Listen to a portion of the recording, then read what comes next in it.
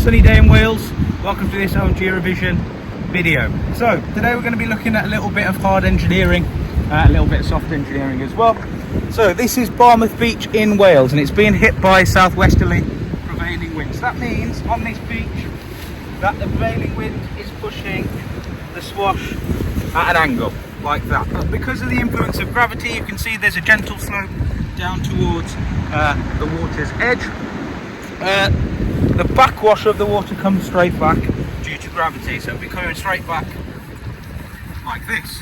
Gravity will be pulling it back, and over time, as more and more waves hit this beach, we get this zigzag movement of sand. So you can see it's a sort of zigzag. We call that zigzag movement longshore drift.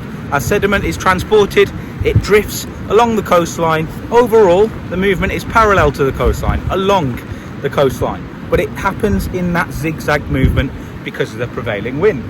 As a result, in Barmouth, these groynes have been installed. As you can tell, they're wooden groynes, just like at Lyme Regis. So they were installed quite a long time ago. We've seen some action, and you can see that this side, I put my finger in this sand, get my whole hand in. But so that sand side, the sand is much deeper, a lot more sediment on that side, whereas this side, I can really only get my finger to about there. So what we're saying is there's more sediment on that side. That's because the sediment is being trapped by longshore drift. Now normally I would expect there to be more of a difference in the two sides than that, but if you look at the conditions of these groynes, we can start to think about one of their disadvantages. So yes, an opportunity, they stop that longshore drift, but a disadvantage is that they need replacing quite frequently. They're not particularly long lasting. Another example, here we have a recurved seawall. That means a seawall that's been curved not only to absorb wave energy, but also deflect wave energy back out to sea, reducing the erosive power of the ocean. So that means we're less likely to get processes like abrasion and hydraulic action happening. However, one kind of disadvantage is in this seawall that's recurved can get eroded. So the bottom of the seawall can become eroded.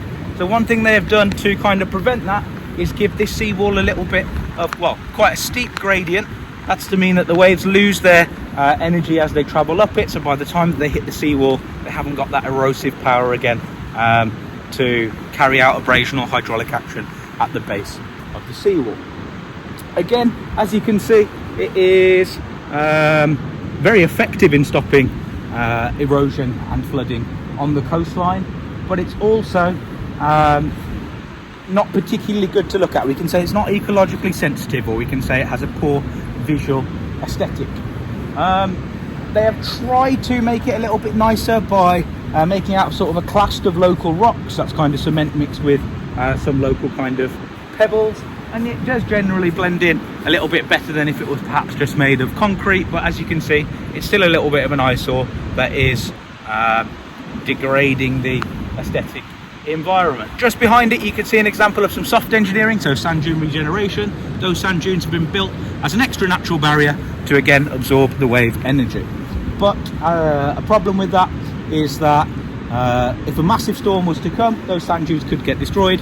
Your soft engineering defense methods are gone. That's probably part of the choice of putting the seawall in front of them.